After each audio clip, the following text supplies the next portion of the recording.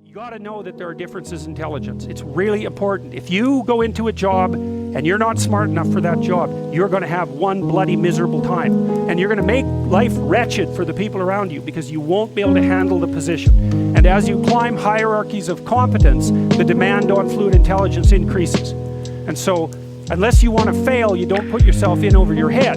Well, what's over your head? Well, that's a tricky thing to figure out. I mean, you have to figure that out with intelligence, you have to figure it out with conscientiousness, you have to figure it out with creativity, you have to figure it out with stress tolerance, with agreeableness, because you want to go into a cooperative environment and not a competitive one if you're agreeable, and with neuroticism, you probably want to keep the stress level of your job relatively low, because those are all places that you can break down. And most people have at least one significant weakness in their intelligence personality makeup, and you got to be careful not to place yourself in a position where that's going to be a fatal flaw.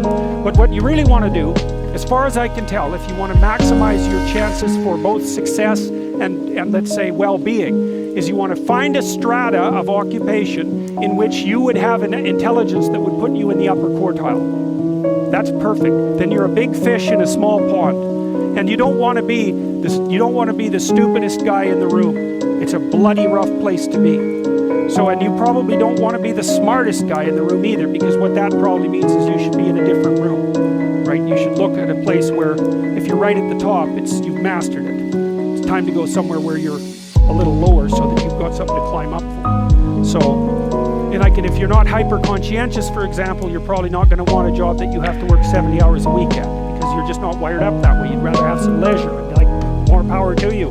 If that's how you're wired up, there's nothing wrong with having some leisure.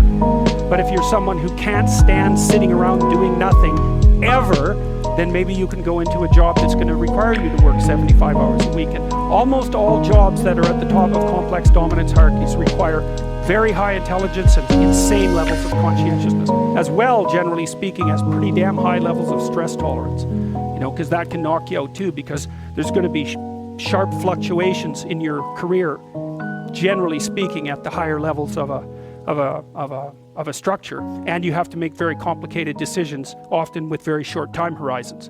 So you have to decide if that's what you want.